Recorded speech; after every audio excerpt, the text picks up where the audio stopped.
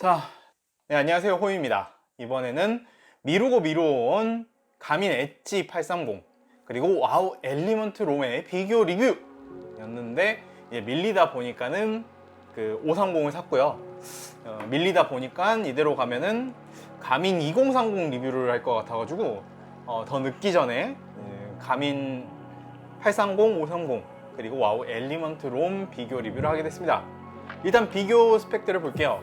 가민 엣지 830 번들이 63만원, 그리고 가민 엣지 530 헤드 유닛만 43만원, 와우 엘리먼트 롬 헤드 유닛이 50만원입니다. 830은 헤드 유닛만 따로 팔진 않고요, 센서까지 번들로만 팔고 있어서 가격이 더 비쌉니다. 해외에서는 헤드 유닛 가격만 비교했을 때 한 $20 정도 차이가 납니다만은 여기는 꼬레아, 네, 한국이니까요. 참고로 이 영상에서는 와우 엘리먼트 롬은 나오지 않습니다.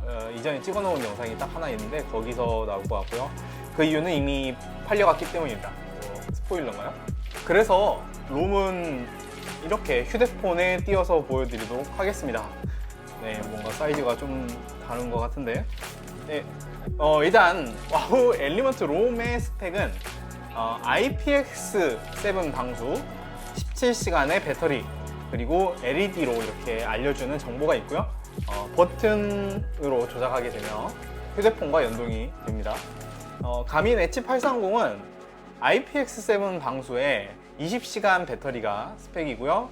터치C 조작, 그리고 사고 감지, 알림, 똑같이 휴대폰이랑 연동돼서 휴대폰 알림을 땡겨올 수 있고요.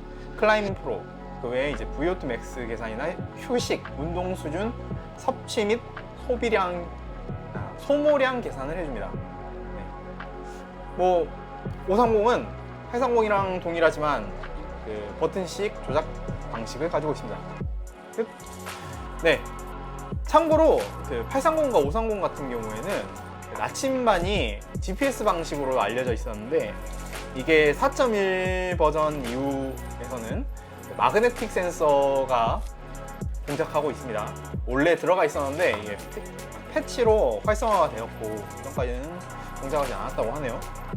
세 개의 무게를 비교하자면 와우 엘리먼트 롬은 94g, 그리고 가민 830은 84.7g이 나오고 있고요. 그리고 530은 81g으로 530이 조금 더 가볍습니다. 그래서 무게는 엘리먼트 롬 830, 530 수준으로 무게가 줄어든다는 거 참고하시면 될 것 같고요. 물론 이 정도 무게 차이는 여러분이 화장실 한번 갔다 온 수준도 안 됩니다. 그래서 극한의 경량충이 아니라면 큰 의미는 없습니다. 그렇다면 실제로 써봤을 때 어떤 차이가 있을까요? 와우부터 한번 이야기를 해볼게요. 일단 와우는 조작은 버튼으로 다 하지만 세팅은 스마트폰으로 다 합니다. 다들 휴대폰 하나씩은 갖고 있잖아요. 좋은 점은 휴대폰 앱을 통해서 쉽게 세팅이 가능하고 맵 다운로드, 업데이트 이런 걸 다 휴대폰으로 할 수 있습니다.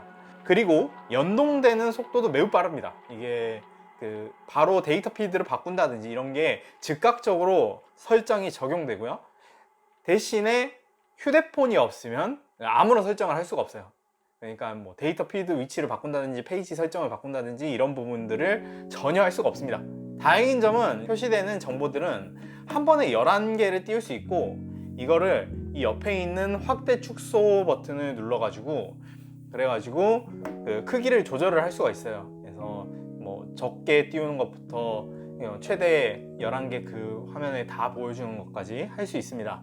불편한 점은 가민의 페이지 기반 방식에 익숙해져 있다면은 와우는 자기 마음대로 여러 페이지에 각각 원하는 다른 내용들을 마음대로 세팅하지 못하고 기본 데이터 화면, 랩 데이터 화면, 그 오르막 데이터 화면 이렇게 미리 설정되어 있는 페이지들 안에서 그 안에 데이터 필드를 살짝 바꿔서 사용해야 됩니다.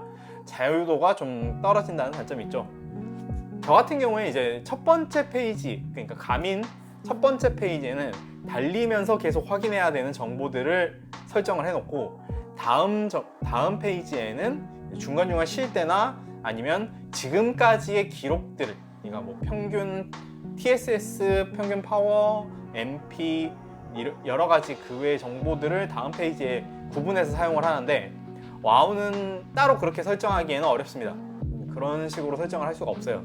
그래서 좀 이 부분에 대해서 적응할 때 불편한 게 있었고 기기 크기에 비해서 이게 화면 크기가 큰 편이 아닙니다. 그러니까 그 사진으로서도 확인을 할 수가 있지만 이게 베젤이 굉장히 큰데 이 베젤에서 그 LED 알림 화면이 차지하는 부분도 좀 커서 그 상단에 있는 LED 같은 경우에는 알림이 왔을 때 이게 반짝반짝해서 알려준다든지 아니면 내가 지금 페이지를 넘겼을 때 몇 번째 페이지에 있는지 이런 거를 보여주고 그 옆에 이 게이지처럼 동작하는 LED 같은 경우에는 자기가 심박, 파워, 속도 뭐 어떤 거 특정 하나 데이터를 설정해 놓으면 이게 그 비율에 따라서 색상과 그러니까 지금 색하는 파란색인데 많아지면 노란색, 빨간색 이런 식으로 해가지고 색상하고 게이지 칸 차오르는 걸로 해가지고 바로 직관적으로 보여주는 게 있습니다.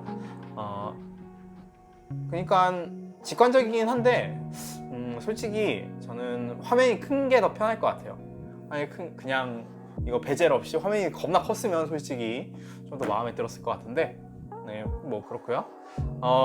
하단에 이 세 개의 버튼은 기본적으로 이 랩과 스타트, 스탑 그리고 페이지 버튼으로 동작을 하게 되는데 지금 이 사진에서 보이듯이 여기서는 또 이제 루트라든지 각 페이지에 따라서 조금씩 다르게 동작하게 됩니다. 근데 역시나 제가 가민을 먼저 썼기 때문에 DI2하고 연동을 했을 때 가민은 왼쪽 페이지, 오른쪽 페이지를 기본이 그 DI2 히든 버튼이 이렇게 왼쪽을 누르면 왼쪽 페이지로 가고 오른쪽을 누르면 오른쪽 페이지로 가고 이런 식으로 동작을 하게 되는데 와우하고 연결이 되면 왼쪽을 누르면 무조건 랩 버튼으로 동작을 하고 오른쪽 버튼만으로 이제 페이지를 넘겨야 되는데 써보신 분은 아시겠지만 이게 버튼을 누른다고 바로 동시에 동작하지가 않아요. 그래서 딜레이가 살짝 있는데 첫 번째 페이지로 넘어가고 싶어서 두 번째 페이지에서 딱딱딱 누르다가 이제 세 번째, 네 번째 페이지로 넘어가서 다시 첫 번째로 왔는데 실수로 한 번 더 눌렀어. 그러면은 다시 또 눌러야 돼요. 라이딩을 하고 있을 때 그런 상황들이 좀 발생하면 빡이 치죠. 네. 솔직히 좀 DI2를 통한 그 와우 엘리먼트 롬 조작하는 건 약간 포기를 했어요. 버튼감 같은 경우에는 괜찮은 편입니다.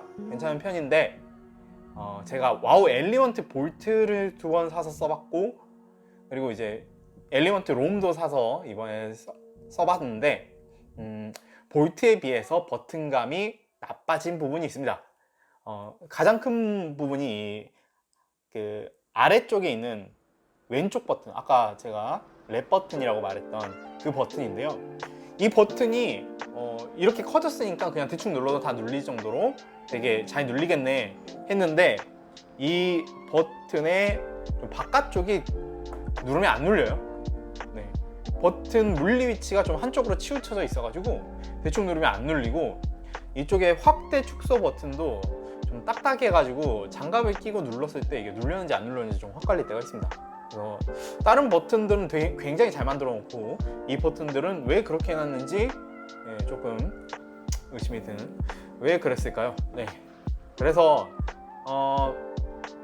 그런 부분들에 대한 좀 불편함이 있었고 무엇보다 개인적으로 좀 기대했던 부분은 와우 엘리먼트 볼트를 사용하면서 DI2나 이텍 같은 경우 전자식 구동계는 화면에 현재 기어비를 이제 표시를 해줄 수가 있는데 와우 엘리먼트 볼트가 가민보다 반응이 느립니다. 한 반박자 정도 느리는데 볼트에서 이랬는데 롬에서는 개선됐겠지.